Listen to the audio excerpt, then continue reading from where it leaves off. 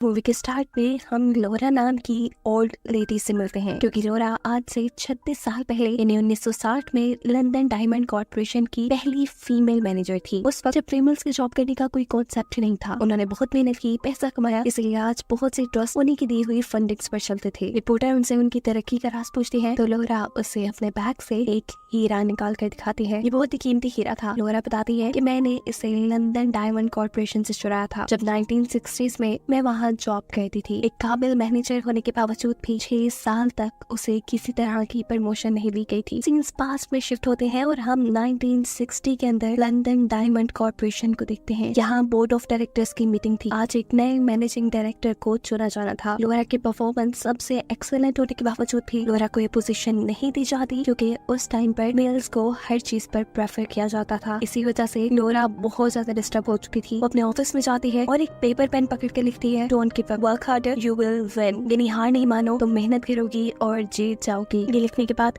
वो अपने रूटीन के कामों में बिजी हो चुकी थी। तभी यहाँ उससे मिलने आता है हॉब्स नाम का एक आदमी, जो उनके ऑफिस में सफाई का काम करता था। लोरा से कुछ बातें करने के बाद वो भी चला जाता है और ऐसे ही दिन खत्म हो गए। लोरा भी अपने घर चली जाती है। अगले दिन जब वो ऑफिस आई तो उसे अपने लिए टेबल पे रखा एक लेटर मिला। इस लेटर में एक मूवी का टिकट और वही पेज था जिसपे कल लोरा ने अपने आप को मोटिवेट करने के लिए कुछ लाइन्स लिखी थी। अब लेटर बेचने वाले ने उस पेज पे एक और लाइन ऐड की थी, नो यू वॉन्ट, यानी तुम नहीं जीत पाओगी। मूवी के टिकट के पीछे शो का टाइम था, इसलिए लोरा इस आदमी से मिलने के लिए सिनेमा चली जाती है। हैरानी की बात थी कि सिनेमा के अंदर हॉब्स था, जिसे देखकर लोरा वापस जाने लगी थी, लेकिन हॉब्स उसे रोककर कहता है, रुको लोरा, मैंने ही तुम्हें यहाँ बुलाया था। वो बिना वजह के लोरा को यहाँ बुलाने का मकसद भी बता देता है।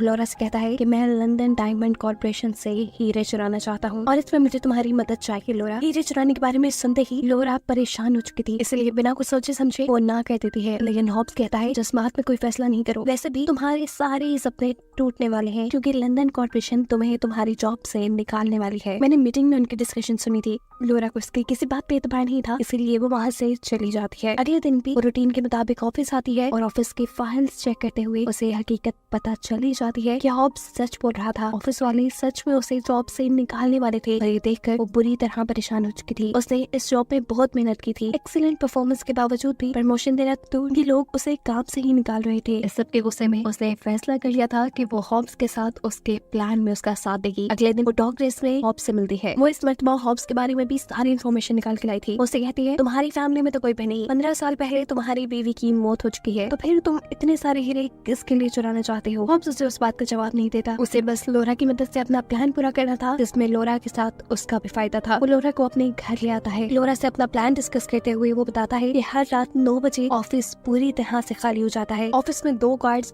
सिर्फ ग्राउंड फ्लोर पे होते हैं और पिछले 14 सालों से मैं रात के 9 बजे लॉकर के बाहर की सफाई करता हूँ। यही वो टाइम होगा जब मैं वहाँ से हीरे चुरा लूंगा। लोरा जवाब में कहती है, पॉसिबल ही नहीं है, तो मैं अगर वहाँ पूरी रात पे छोड़ दिया जाए तो तुम वो लॉकर नहीं खोल पाओगी, क्योंकि उस लॉकर का कोड हर हफ्ते चेंज होता है और कोड सिर्फ कंपनी के ओनर को ही पता होता है। हॉब्स कहता है, हाँ ये बात भी मैं जानता हूँ। एक दिन बॉस की डेस्क की सफाई करते हुए मैंने वो कोड देखा था, लेकिन अब बॉस वही कोड अपने घर पे रखने लगे हैं और यही मदद तो मुझे तुमसे चाहिए। तुम उनके घर होने वाली पार्टी में जाकर मुझे वहाँ से कोड ला कर दोगी। कुछ सोचते हुए लोरा कहती है, अगर मैं कोड चुरा कर ले भी आऊँ तब भी तुम वहाँ से हीरे चुराने में कामयाब नहीं हो पाओगे। तब हॉब्स उसे अपनी बोतल दिखाता है और कहता है कि मैं इस बोतल के अंदर $1 मिलियन तक के हीरे चुरा कर ला सकता हूँ और ये हीरे मेरे और तुम्हारे लिए काफी होंगे। घर आने पर लोरा उससे की बातें सोच रही थी। बहुत सोचने के बाद वो हॉब्स का साथ देने को तैयार हो जाती है और पहुंच जाती है पार्टी में, जहां उसे एक इंश्योरेंस कंपनी का मालिक भी मिलता है। इसी इंश्योरेंस कंपनी में उनकी कंपनी के सभी डायमंड्स की इंश्योरेंस थी। खैर पार्टी में मौका पाते ही वो अपने बॉस की स्टडी में पहुंच जाती है। वो यहाँ पर कोड ढूंढने की कोशिशों में थी, लेकिन इससे पहले कि वो कोड ढूंढ पाती उसे कदमों की आवाजें आना शुरू हो जाती है। इन्हीं इस कमरे की तरफ कोई आ रहा था और ऐसे वो फंस जाती, जिनसे बचने के लिए लोरा यहीं पर छुप चुकी थी। इधर उसके बॉस गए थे, उन्हें लॉकर से कुछ चीजें चाहिए थी और जिस टाइम वो लॉकर खोलते हैं तब लोरा अपने पास मौजूद दूरबीन की मदद से उनके लॉकर का कोड देख लेती है। अपने बॉस के जाने के बाद वो बड़ी आसानी से उनका लॉकर खोलकर वहाँ से कोड्स हासिल कर चुकी थी। अब इनके प्लान के मुताबिक इनका काम तो बहुत आसान हो चुका था, पर इतना बड़ा काम वो भी बिना मुश्किल के हो जाए ऐसा तो मुमकिन ही नहीं। अगले दिन जैसे ही लोरा ऑफिस आती है तो देखती है कि ऑफिस में सीसीटीवी कैमरास लग रहे थे। वो हॉब्स से मिलकर उसे फौरन की खबर देती है और कहती है कि अब चोरी करना मुमकिन नहीं रहा, क्योंकि ऑफिस में 8 सीसीटीवी कैमरास लग चुके हैं और एक कैमरा लॉकर के आगे भी है। अब हम चोरी नहीं कर पाएंगे। हॉब ये सुनकर परेशान तो हुआ, लेकिन उसने अपना चोरी करने का इरादा नहीं छोड़ा था। वो लॉरा से पूछता है कोई तो रास्ता होगा। तब बहुत सोचने के बाद लॉरा उसे बताती है कि कैमरास बेशक 8 हैं, लेकिन मॉनिटर गार्ड्स के सामने सिर्फ 4 ही है। हर 2 कैमरास के ऊपर एक मॉनिटर है और हर 1 मिनट बाद मॉनिटर्स पर कैमरा की फुटेज चेंज हो जाएगी। आसान लफ्जों में तुम्हारे पास सिर्फ 1 मिनट होगा जब गार्ड्स की नजर लॉकर पे नहीं होगी और तुम्हें इसी टाइम के अंदर अपना काम पूरा करना होगा। हॉब्स कहता है तो हाँ ठीक है, मैं 1 मिनट में वो लॉकर खोल के उसके अंदर चला जाऊंगा। जवाब में लॉरा कहती है पागल मत बनो हॉब्स, तुम्हारी उम्र हो गई है। 1 मिनट पे तुम भाग कर अंदर जाओगे, बाहर आओगे, तुम नहीं कर पाओगे, पकड़े जाओगे। उसे मैं अब वो उठ के यहाँ से जाने ही वाली थी, लेकिन हॉब्स उसका हाथ पकड़ लेता है और उसे कहता है कि तुमने मुझे लॉकर के कोड ला कर दिए हैं, अब तुम्हें हर हाल में मेरे साथ इस मिशन में रहना पड़ेगा। न चाहते हुए भी लॉरा को अब उसका साथ देने को तैयार होना पड़ा था। अब अगला दिन आ जाता है जिस दिन हॉब्स ने अपना प्लान पूरा करना था। हॉब्स सबसे पहले कैमरास के मॉनिटर्स के पास जाता है। मॉनिटर पर जैसे ही लॉकर वाले कैमरा की फुटेज बंद होती है, हॉब्स अपने स्टॉप वॉच पे 1 मिनट का टाइमर लगा लेता है। इस 1 मिनट में उसे लॉकर तक भी पहुंचता था और लॉकर खोलना भी था। और ठीक उसी वक्त लॉरा गार्ड को फोन करती है ताकि वो गार्ड का ध्यान भटका सके। गार्ड फोन उठाता है, लेकिन दूसरी तरफ से कोई भी नहीं बोल रहा था। वो भागकर लॉकर की तरफ जाता है। लॉकर खोल के वो अंदर भी जा चुका था। अब उसके सामने बहुत सारे हीरे थे और इनमें से कुछ हीरे उसे प्लान के मुताबिक अपने बोतल में इकट्ठा करने थे। अपना काम पूरा होते ही हॉब्स इस लॉकर से बाहर भी आ चुका था। जब लॉकर के कैमरास की फुटेज मॉनिटर में नहीं दिख रही थी, उसने अपना मिशन पूरा कर लिया था और अब वो अपने घर वापस जाने वाला था। वो जैसे ही लंदन डायमंड कॉर्पोरेशन से बाहर निकलता है तो गार्ड उसे रोक लेते हैं। हॉब्स बुरी तरह घबरा चुका था। उसके हाथ में डायमंड वाली बोतल भी थी, लेकिन जैसा वो सोच रहा था कि वो पकड़ा गया, वैसा कुछ भी नहीं था। गार्ड ने वापस उसे अंदर इसलिए बुलाया था क्योंकि टॉयलेट बहुत गंदे थे। वो टॉयलेट साफ करता है और घर आ जाता है। घर आकर वो अपनी बोतल खोलकर उसे सिंक में खाली कर देता है। हम देखते हैं कि उसमें तो कॉफी है, कोई हीरे नहीं। तो क्या हॉब्स ने हीरे चुराए नहीं? अगले दिन लॉरा ऑफिस जाती है। ऑफिस में मची अफरा तफरी देखकर वो ये बात जान चुकी थी कि हीरो की चोरी का इन लोगों को पता चल चुका है, लेकिन वो इस बात पे हैरान थी कि हॉब्स ने सिर्फ 1 बोतल हीरे चुराए थे, लेकिन वहाँ तो 200 टन हीरे थे। 1 बोतल की चोरी का किसी को क्या पता चला होगा? अभी वो यही सब सोच रही थी कि उसे भी लॉकर रूम में बुला लिया जाता है और वहाँ जाकर उसकी आंखें सकते में रह चुकी थी, क्योंकि उस जगह एक भी हीरा नहीं था। वो खुद हैरान थी ये सोचकर कि हॉब्स ने ये सब कैसे किया। 200 टन हीरे वो अकेले कैसे ले जा सकता था, वो भी बिना किसी ट्रक या गाड़ी के। वो जल्दी से आकर हॉब्स से पूछती है आखिर तुमने ये सब कैसे किया? वैसे भी हमारी तो डील हुई थी कि तुम सिर्फ 1 बोतल हीरे चुराओगे, तुमने 200 टन हीरे चुरा लिए। हॉब्स तुम्हारा दिमाग खराब है? हॉब्स उसे उसकी किसी बात का जवाब नहीं देता। लॉरा बहुत से सवालों से पूछ चुकी थी कि तुमने हीरे कहाँ रखे, कैसे लेकर गए, पर हॉब्स चुप था। लंदन डायमंड कॉर्पोरेशन ने बहुत से इन्वेस्टिगेटर्स की टीम भी हायर कर ली थी, जिनके पास चोरों को पकड़ने की जिम्मेदारी थी, और यही इन्वेस्टिगेटर हॉब्स और लॉरा को बातें करते हुए देख लेता है। इसलिए इन्वेस्टिगेटर हॉब्स को अपने पास मिलने के लिए बुला लेता है। लॉरा डर चुकी थी। ऑफिस के बाद वो दोबारा हॉब्स से एक होटल में मिलने के लिए जाती है और हॉब्स से पूछती है इन्वेस्टिगेटर ने आखिर तुमसे क्या पूछा और तुमने हीरे कहाँ छुपाए हैं, मुझे बता तो दो। जवाब में हॉब्स कहता है वक्त आने पर तुम्हें सब पता चल जाएगा। फिर हम देखते हैं कि अगले दिन लंदन डायमंड कॉर्पोरेशन में वहाँ के सीईओ से कोई मिलने के लिए आया था, जो उनसे कहता है कि अगर तुम्हें अपने चोरी हुए सारे हीरे वापस चाहिए तो तुम्हें 100 मिलियन पाउंड्स देने होंगे। ये सुनकर सीईओ से पूछता है क्या तुम जानते हो कि चोर कौन है? जवाब में वो आदमी कहता है नहीं, मैं ना चोर को जानता हूँ ना ही कभी उससे मिला हूँ, बस उसने मुझे ये मैसेज तुम तक पहुँचाने का काम दिया था। लेटर में साफ लिखा था कि अगर चोर को 48 घंटों में 100 मिलियन पाउंड ना दिए गए तो ये कंपनी अपने हीरो से हाथ धो बैठेगी। यही हम देखते हैं कि अब वो इन्वेस्टिगेटर जो चोर को ढूंढने में लगा था वो लॉरा को अपने पास बुलाता है, क्योंकि उसने काफी मरतबा लॉरा को हॉब्स के साथ देखा था, इसलिए उसे लॉरा पे शक था। वो लॉरा से सबसे पहले सवाल भी यही करता है कि तुम हॉब्स से क्यों मिलती हो? जवाब में वो कहती है क्योंकि वो अच्छा इंसान है, मेरा दोस्त है, इसीलिए। इस इन्वेस्टिगेशन में उसे लॉरा के बारे में कुछ खास पता नहीं चला था, इसीलिए वो लॉरा को छोड़ देता है। अब लॉरा अपने एक सीनियर ऑफिसर से मिलती है और उनसे इन्वेस्टिगेटर के साथ काम करने की परमिशन मांगती है। वो उनसे कहती है मैं ऐसा इसलिए करना चाहती हूँ ताकि चोर का जल्द से जल्द पता चल जाए और कंपनी स्टेबल रहे। ऑफिसर उसे परमिशन दे देते हैं। हालांकि लॉरा इन्वेस्टिगेटर के साथ काम करना इसलिए चाहती थी ताकि उसे पता चल सके कि इन्वेस्टिगेटर उस तक पहुँच रहा है या नहीं। खैर अब लॉरा और इन्वेस्टिगेटर एक साथ मिलकर काम करना शुरू कर देते हैं। इन्वेस्टिगेटर को कोई बहुत ही इंपॉर्टेंट इन्फॉर्मेशन पता चली थी, जिसे वो कंपनी के सीईओ को बताने के लिए उनके ऑफिस में जाते हैं। वहाँ जाने पे वो देखते हैं कि यहाँ इंश्योरेंस कंपनी के हेड भी आए हुए थे, जिनसे लंदन डायमंड कॉर्पोरेशन के सीईओ ये बात कहते हैं कि हमें 2 दिन के अंदर अंदर 100 मिलियन पाउंड चाहिए। जिससे हम चोर को देकर वो हीरे चुरा सके। इंश्योरेंस कंपनी वाले कहते हैं इतने तो पैसे मेरे पास नहीं है, अगर इतने पैसे मैंने तुम्हें दे दिए तो मैं सड़क पर आ जाऊंगा। तब लंदन डायमंड कॉर्पोरेशन के सीईओ कहते हैं मुझे इससे कुछ लेना देना नहीं, तुम 2 दिन के अंदर अंदर कहीं से भी हमें हमारे पैसे दे रहे हो, नहीं तो चोर कभी भी हमारे हीरे हमें वापस नहीं करेगा। तभी यहाँ पर इन्वेस्टिगेटर सीईओ को बताता है कि ये सारी चोरी में आपके ही ऑफिस के किसी एम्प्लॉय का हाथ है। हीरो को नॉर्मल तरीके से लॉकर खोल कर चुराया गया है, मतलब उन्हें कोड मालूम था और कोड उन्होंने जरूर आपके घर से चुराया था। ये सुन इंश्योरेंस कंपनी वाला लंदन डायमंड कॉर्पोरेशन के सीईओ पर भड़क जाता है। उसे लग रहा था कि सीईओ ने जानबूझकर ये चोरी करवाई है ताकि वो 100 मिलियन पाउंड से ले सके। इंश्योरेंस वाला कहता है अगर ऐसा कोई मामला निकला ना तो मैं तुम पर केस करूंगा। सीईओ से कहते हैं तुम्हें क्या लगता है मैं इतना बड़ा रिस्क लूंगा? मैं अभी इतना पागल नहीं हुआ, तुम मेरी बात कान खोल कर सुन लो।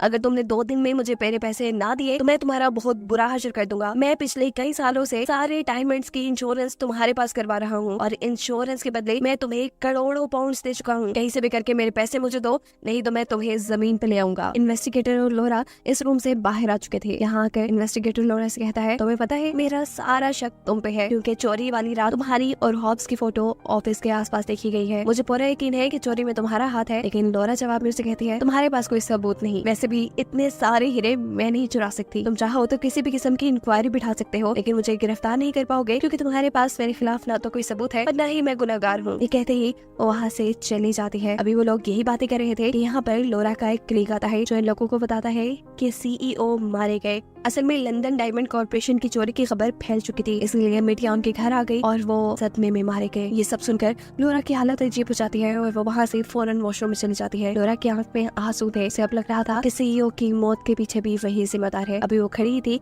कि अचानक उसका इयररिंग सिंक के अंदर गिर जाता है, जिसे निकालने के लिए लोरा सिंक पाइप खोलती है तो उसे वहाँ पे एक डायमंड मिलता है और ये देख लोरा समझ जाती है कि आखिर हॉब्स ने सारे हीरो को यहाँ से बाहर कैसे किया, वो भी बिना किसी कन्वेंस के। फौरन वो अपने ऑफिस से बाहर निकलती है और यहाँ पास सीवरेज का एक ढक्कन खोलकर सीवरेज के अंदर जाती है। वो भी सीवरेज के अंदर ही गई थी कि उसे वहाँ पे हॉब्स मिल जाता है जो उसके ऊपर अब गन ताने खड़ा था। वो उसे कहता है तुम बहुत चालाक हो, तुमने आखिर पता चला है या कि मैंने हीरे कैसे चुराए। उसके बाद काट कर लोरा उससे कहती है कि तुम अब इन हीरो का क्या करोगे? तुम्हारा तो प्लान था कि तुम इन हीरो को लंदन कॉर्पोरेशन को ही बेच दोगे, लेकिन सीईओ तो मारे जा चुके हैं। जवाब में हॉब्स कहता है कि नहीं, मुझे 1 घंटे के अंदर अंदर पैसे मिलने वाले हैं और उससे पहले तुम यहाँ से नहीं जा सकती। वो लोरा का हाथ पकड़ लेता है, लेकिन लोरा उसे मारते हुए यहाँ से आगे बढ़ती है, पर उसकी हील किसी जगह फंसने की वजह से वो यहीं गिर चुकी थी। उसे अब यही पानी के अंदर एक बहुत ही कीमती हीरा मिलता है, जिसे उठाकर जल्दी से अपनी पॉकेट में छुपा लेती है और इस टाइम तक हॉब्स उसके पीछे आ जाता है। उसे कहता है कि तुम 1 घंटे तक यहीं रहोगी और साथ ही वो लोरा से पूछता है तुम जानती हो मेरी वाइफ की मौत कैसे हुई? लोरा कहती है हाँ, वो बीमार थी। हॉब्स कहता है नहीं, वो इतनी बीमार नहीं थी कि मर जाती, उसका इलाज मुमकिन था, इसीलिए मैं इंश्योरेंस वालों के पास गया। मैंने इंश्योरेंस वालों से पैसे मांगे तो उन्होंने मुझे कहा कि तुम्हारी वाइफ इतनी भी ज्यादा बीमार नहीं है, तुम्हें अपनी बारी का वेट करना होगा। और जब तक उनके पैसे लेने की बारी आई, हॉब्स की वाइफ की बीमारी बहुत ज्यादा बढ़ चुकी थी और जब उसे हॉस्पिटल में एडमिट किया गया तब तक उसकी मौत हो चुकी थी। हॉब्स कहता है कि अगर इंश्योरेंस कंपनी वाले चाहते तो मेरी वाइफ बच सकती थी, लेकिन इंश्योरेंस कंपनी का मालिक एक फ्रॉड था। उसने नेशनल हेल्थ इंश्योरेंस कंपनी में बहुत बड़े बड़े घपले किए और इसी वजह से मेरी वाइफ जैसे कई लोगों की मौत हो गई। उसकी कहानी सुनने के बाद लोरा समझ जाती है कि हॉब्स लंदन डायमंड कॉर्पोरेशन से नहीं बल्कि इंश्योरेंस कंपनी के मालिक से बदला लेना चाहता था, जिसके पास अब लंदन डायमंड कॉर्पोरेशन के सभी हीरो की इंश्योरेंस थी। अपना प्लान पूरा करने के लिए हॉब्स को 14 साल लग गए। 14 साल हॉब्स ने यहाँ पर एक सफाई करने वाले का काम किया ताकि वो अपनी वाइफ का बदला इंश्योरेंस कंपनी के मालिक से ले सके और आज वो दिन आ गया था। सीन कट होकर हमें उस इंश्योरेंस कंपनी के मालिक को दिखाया जाता है जिसके पास लंदन डायमंड कॉर्पोरेशन के इन्वेस्टर्स आए हैं। वो उसे कहते हैं कि अगर तुमने हमें पैसे ना दिए और हमारे हीरे हमें वापस ना मिले तो देख लेना तुम्हारे साथ कितना बुरा हशर होगा। तुम्हारा फिर ये फ्रॉड या शेरा हम सबके सामने खोल देंगे, तुम्हारे जितने भी घपले हैं वो भी सबको नजर आने लगेंगे और तुम किसी को मुंह दिखाने के लायक नहीं बचोगे। ना चाहते हुए भी इंश्योरेंस कंपनी के मालिक को अपनी सारी दौलत उन्हें देनी पड़ती है और अब अपनी जिंदगी में अपने हाथ कुछ न बचने पर वो अपनी जान दे देता है। सीन्स दोबारा सीवरेज में शिफ्ट होते हैं जहाँ हॉब्स अब लोरा को बता रहा था कि उसने इतने सारे हीरे एक साथ कैसे चुराए। वो कहता है कि मैं टाइम का बहुत ज्यादा ध्यान रख रहा था, जिस मिनट में लॉकर की सीसीटीवी कैमरा की फुटेज मॉनिटर पे नहीं होती थी, ठीक उस टाइम में लॉकर के अंदर जाता था। मैं डस्टबिन में डालकर वो सारे हीरे बाहर ले आया और फिर वॉशरूम में जाकर मैंने सभी हीरो को पानी में बहा दिया। ये काम मैंने बहुत मर्तबा किया और ऐसे सारे के सारे हीरे मैंने चुरा लिए बिना कैमरास की नजर में आए। हॉब्स यहाँ से चला जाता है और लोरा यहाँ से फ्रिज के अंदर हीरो को ढूंढती है। हीरे मिलने के बाद वो इसकी खबर इन्वेस्टिगेटर को कर देती है और ऐसे कंपनी को कंपनी के हीरे वापस मिल जाते हैं। इस सारी चोरी का जिम्मेदार हॉब्स को माना जाता है, जबकि लोरा के खिलाफ किसी को कोई सबूत नहीं मिला था। हॉब्स भी पकड़ा नहीं जाता क्योंकि वो लापता हो चुका था। अपनी रेपुटेशन बचाने के लिए लंदन डायमंड कॉर्पोरेशन वाले चोरी किए हुए सारे हीरे मीडिया को दिखाकर ये कहते हैं कि चोरी की सारी खबर अफवाह थी। सीन सब यही से कट होकर प्रेजेंट पे शिफ्ट होते हैं, जहाँ पर वो रिपोर्टर लोरा का इंटरव्यू ले रही थी। वो लोरा से पूछती है आखिर हॉब्स का क्या हुआ। उस दिन के बाद कभी हॉब्स लोरा को नहीं मिला। काफी साल गुजरने के बाद लोरा को एक बैंक लेटर मिला जिसमें लिखा था कि हॉब्स ने अपने सारे पैसे जो उसे इंश्योरेंस कंपनी की तरफ से मिले थे वो लोरा के नाम कर दिए थे। लेटर में उसने लोरा से माफी भी मांगी थी, ये कहकर कि मैंने तुम्हें अपने प्लान में शामिल किया। असल में उस टाइम मुझे किसी ऐसी एम्प्लॉय की जरूरत थी जो कंपनी से उगताया हुआ हो, और क्योंकि कंपनी उस टाइम तुम्हें निकालने वाली थी इसलिए तुम मेरे लिए सबसे अच्छी ऑप्शन थी। लोरा अब इस रिपोर्टर को एक फाइल देकर यहाँ से चली जाती है जिसमें सारी डिटेल्स लिखी थी कि लोरा ने वो पैसे कहाँ खर्च किए। लोरा ने वो सारे पैसे उन लोगों पे खर्च किए थे जिनको उनकी जरूरत थी, और यही बताते हुए ये कहानी यहाँ खत्म हो जाती है।